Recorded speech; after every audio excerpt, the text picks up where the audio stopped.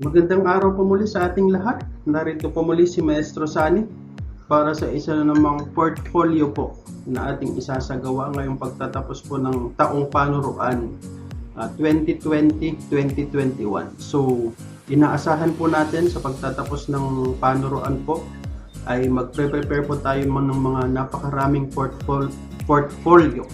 So, last time, pinag-usapan po natin regarding the RPMS portfolio. And now po ay sa practicum portfolio naman po sa ating LDM2 course for teachers. Wherein ito po ay isa ring napakahalaga na matapos po natin in order for us to claim our certificates. Which is according to our supervisor. Ito po ay manggagaling po sa NAEAP. So it is a NAEAP certificate according to them. So para maumpisahan po natin, para po sa mga hindi pa po nakapag-subscribe sa aking YouTube channel, please do subscribe and click the notification bell para po ma-notify kayo sa mga susunod pang videos na aking gagawin. And to start with, okay, so we have the LDM2 Teachers Practicum Portfolio. So ito po ang ating cover page. According po sa guidelines, we should submit the practicum portfolio in a slide text format. So dapat po naka-PowerPoint siya. So ito po ang ating cover page. Ang kanyang baguhin nyo na lang po yung heading para po ma-personalize. Ilagay po yung name ng region, ng division, ng district at ng school plus the school logo po. So hindi ko pa po muna nilagay dito for my vlogging purposes. So ayan po. So then the title is Teachers Practicum Portfolio. Then insert your picture, yung pinakamaganda at pinakagwapong picture po, plus your full name and your position. So the portfolio is divided into two. We have the required artifacts and the self-selected artifacts. So mag-uumpisa po tayo sa required artifacts. And since ang sabi po sa guidelines, it should have the table of contents for easy presentation of the different MOVs or the means of verification. So meron po tayo dito table of contents. So ito po, we have the required artifacts. First is the individual learning monitoring plans, lesson plans, or since we are in the COVID-19 pandemic, we are using WHLP or lesson exemplar. Then we have the teacher made and modified learning resources. Then certificate of participation in any professional development activities. So yun po yung ating professional development plan. So kung na hit po natin yung ating mga goals with regards to our professional development, so that's it. Yun po yung mga ating ilalagay, mga certificates. At sana po marami po tayong nakapag-attend po tayo, I should say, ng mga napakaraming online professional developments sponsored by DepEd Central, Regional Office, Division Office, another is the sub-office or the district offices, and syempre by the school. Pinakamahalaga po yung school kasi po that's the school setting.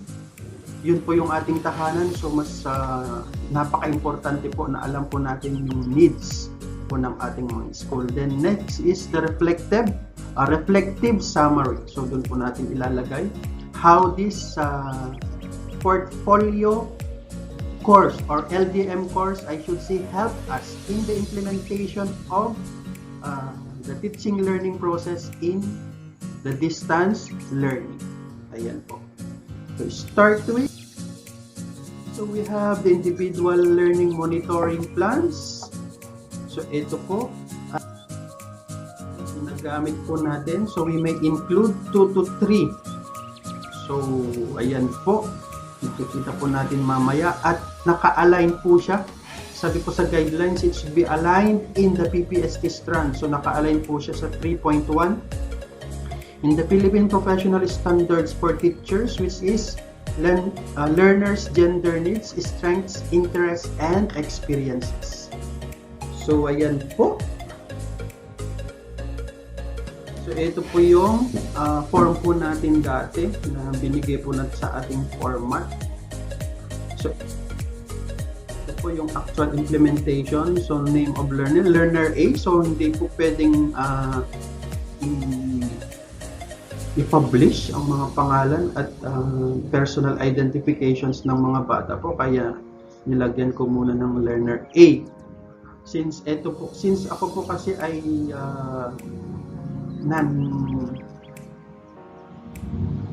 non-advisor, so ginamit ko po, ito po yung monitor ko sa mga kinder. So kinuha ko po yung kanilang individual learning monitoring plan. So ito po sa isang teacher, ang kanyang learner A, ang kanyang learner needs ay difficulty in reading. So the strategies provide reading materials and examples about the lessons, one-on-one online reading intervention. So syempre nasa pandemic po tayo, yun po yung mga interventions na kaya nating ibigay because we are limited by the IATF in mobilizing from one house to another.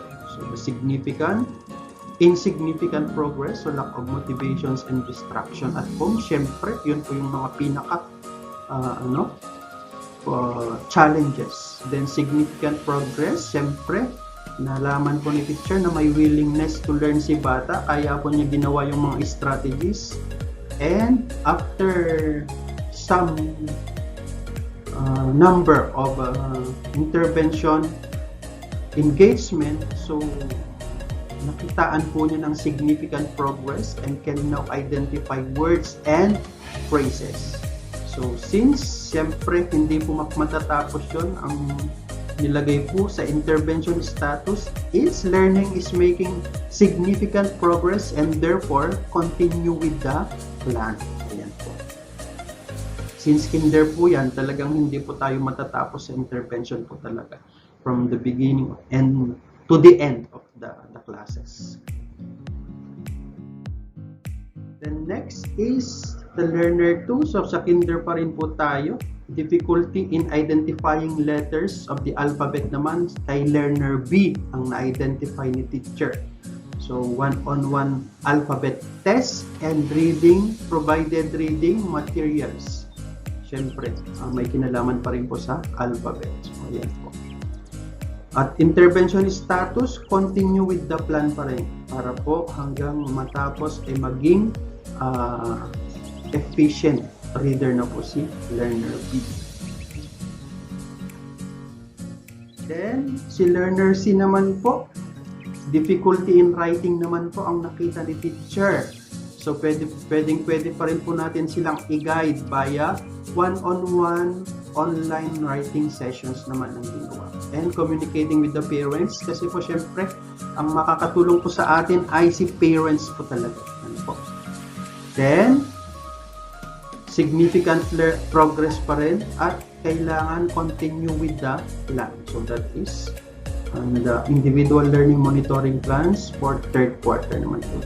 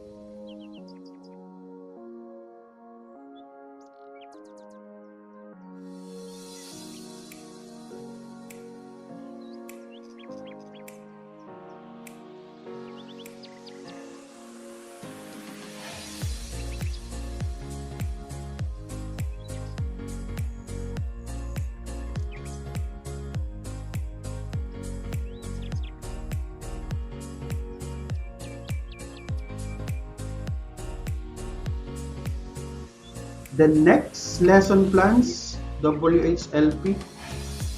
and lesson exemplar.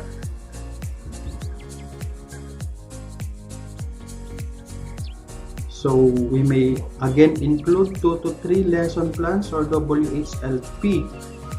So naka-align po siya sa 3.4 ng PPST, Learners in Difficult Circumstances, Planning and Management of Teaching and Learning Process, Learning Outcomes aligned with learning competencies, and Design, Selection, and Organization and Utilization of Assessment Strategies. Ayan.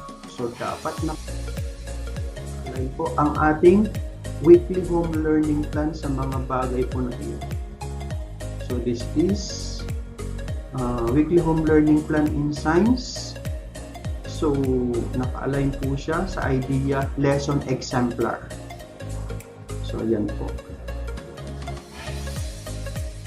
So marami po siyang mga learning tasks para po mabigyang pansin po natin yung difficulties ng learners, mabigay po natin yung individual learning needs po ng mga bata. Kasi katulad po ng sinabi sa PPST, there are individual learning needs of our clients. So kailangan po natin mabigyang pansin po lahat yon.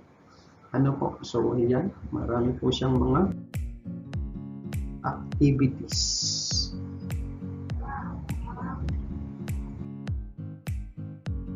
Then another, in science pa rin.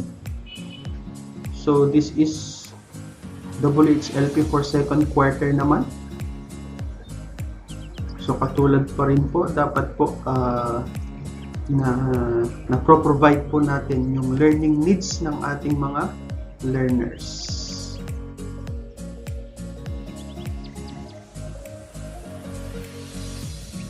And another, to give you some insights po, pwede po natin gamitin yung WHLP na ginamit po natin sa COT. Kasi ito po ay nakalagay din po sa guidelines, less stress po. So para po hindi po tayo masyadong ma-stress, pwede po natin gamitin yung WHLP na ginamit po natin sa ating COT with the school head or the master teachers. Kasi yung mga iba doon may nakalagay na pong mga annotations na ginawa po ng mga observers or ng mga kanila pong binigay na suggestions for improvement ng ating WHLP. So nakakasiguro po tayo na naka-quality. Ayan po. So here, different learning activities. And we have here the simple annotations. The weekly home learning plan shall aid teachers and parents in keeping track of the day-to-day in school and off-school general learning process as they implement the most suitable and feasible alternative learning modality based on the context of our school. It creates awareness among learners that they are responsible of what they learn. So the WHLP compared to the previously used lesson plan is more concise, so mas pinaiksi po, without compromising its very important parts in the teaching learning process such as the learning competencies, the learning objectives, the performance tasks, and learning outputs. So ayan po yan.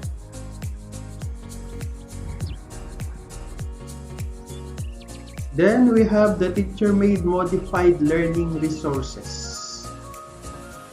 Ayan. So again, meron po tayong 2 to 3 sample modules sa MDL and screenshots for ODL. So alignment po niya sa PPST is teaching and learning resources including ICT.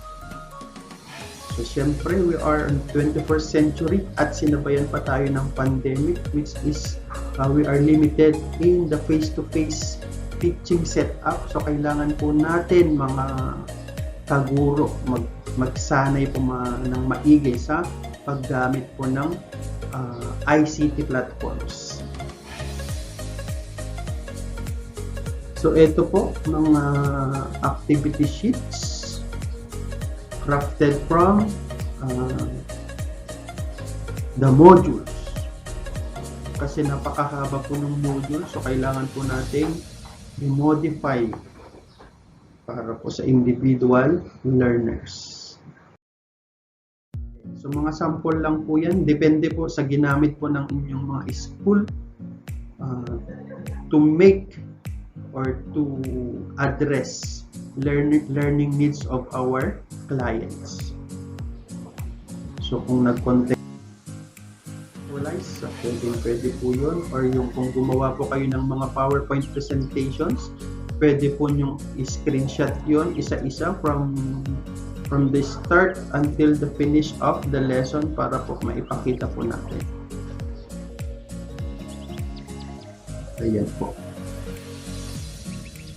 Then, para sa ODL naman po ito, examples, ang synchronous and asynchronous via Google Meet, ayan po siya. Ang sabi po ay kailangan i-blur pag yung mga identity po in order for us to be safe from data privacy. Ayan po. Dapat hindi po nakikita yung identity ng mga bata kung gagamit po tayo ng mga pictures. Ayan po. Sa Padlet activities naman po yan. Siyempre sa ICT tayo. And ito naman po ay sa quizzes. So naka-blur pa rin po siya. Then, certificate of participation in any professional development activities. So, ayan po, napakahalaga po ito sa ating sa professional development activities. Ayan, we may include certificates. So, ano yung mga nakuha po natin? Naka-align po siya sa professional links with colleagues and professional development goals. So, ito po, nakuha ko po ito sa online in-service training po ng DepEd, sponsored by the Central Office. Ayan, pinagtyagaan po natin yan na maka-attend kahit po nung mga time na yon ay napakahina po ng internet connectivity kasi po siyempre nag-a-upgrade din po ang ating mga internet provider kasi nga po sabay-sabay ang paggamit ng mga gadgets, so para matugunan po nila ang ating needs. Then this one is a benchmarking activity. So I was invited to become a resource speaker para po i-benchmark ang school best practices. Ayan po. And another, I was the speaker during our school in service training din po. So kung if you are a regular teacher po, pwede pong mga certificates of participation. Kasi not all of us are given the chance to become a resource speaker in this kind of activities. So, ayan po.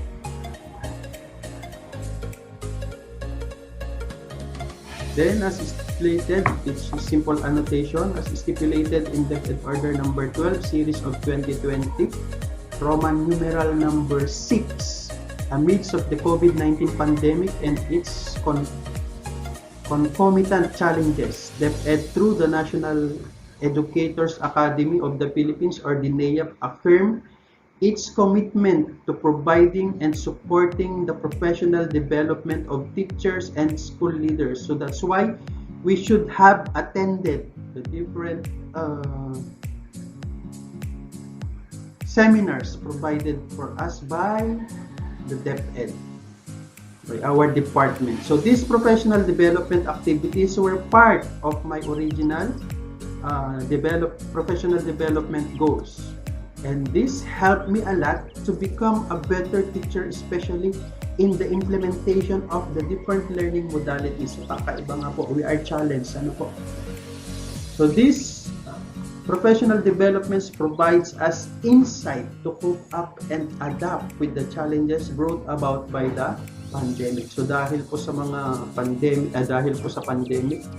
at dahil dun sa mga seminars attended, we learned a lot. Ayan po.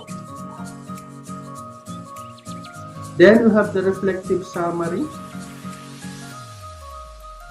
So ayan po, professional reflection to improve practice. So, kailangan po nating mag-reflect. So ito po ang aking simple reflection. The support mechanism extended by the Department of Education to teachers in the form of coaching, professional learning community through learning action cell, resource materials, and other form of support that can be made available in real or virtual platform setup. So this LDM2 course helped us a lot in our journey in delivering the learning modalities at this time of COVID-19 pandemic. It helped us boost our morale and maintain professional standards. Siyempre, kahit nasa pandemic pa rin po tayo, we have to make sure that we always maintain professional standards. Then next po, sa LDM2, selected artifacts naman po tayo. So we have the table of contents, MOBs on engaging learners to help for their progress and achievements, professional engagement with colleagues, and engaging key stakeholders in the teaching learning process. So, tatlo. So first, so naka-align pa rin po siya sa PPST, monitoring and evaluation of learners' progress and achievement, feedback to improve learning. So this includes photo documentation po. So ayan po, mga photo documentations ng mga kumustahan activities with the parents. So that is conversation with the parents. Ayan. So we have a weekly kumustahan with the parents.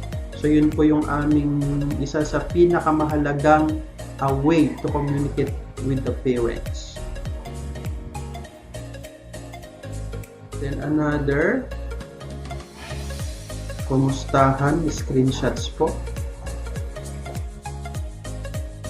Then another communication, we have the card decks. So consultation po.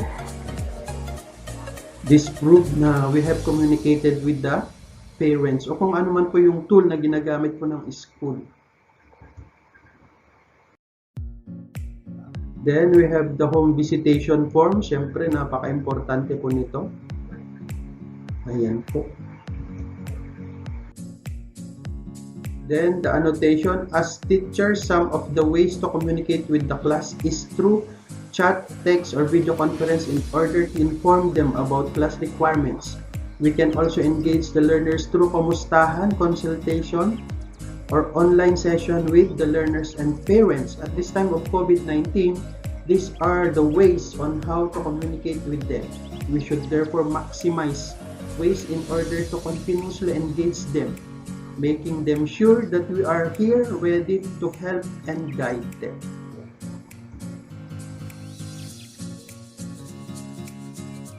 And MOBs, professional engagement with colleagues. So, ayan po. Professional link. Ano po yung mga gawa po natin? Siyempre, unang-una po dyan, learning action cell. So, kailangan meron po tayong mga personal notes sa mga learning action cells na ginawa po natin or proof of attendance. Ayun.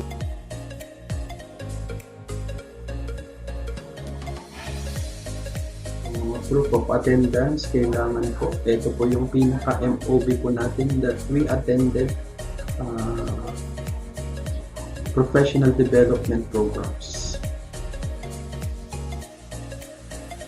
The simple annotation, the artifact presented are professional activities attended by the teacher in order to continuously acquire significant insights in order to further improve teaching and learning abilities amid COVID-19 pandemic. So yun po yung mga kwento po behind dun sa mga professional gatherings. So ang paglalagay po ng annotation ay parang ito-kwento po natin ng konti kung ano po yung tungkol sa MOB po na nilagay natin. Then MOVs on engaging key stakeholders in the teaching learning process. So paano naman po tayo nag-engage?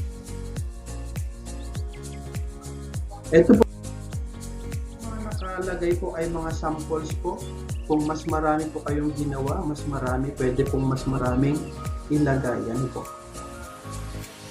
So ito po ay conversation with the parents. Ayan po.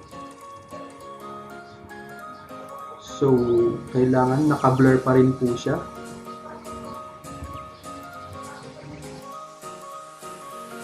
And ito po, sa distribution of modules, may mga drop points. Then annotation, the first artifact showed the teacher communicating with the parents through video conference to follow up about how the pupils perform in answering the different activities in the modules. The second were photo documentation on the manner of distribution and dropping of modules at designated school boxes. So these activities made the teacher realize that no matter how hard the condition it will be, we are still teachers doing our best to extend help and guidance to our learners. Ayan.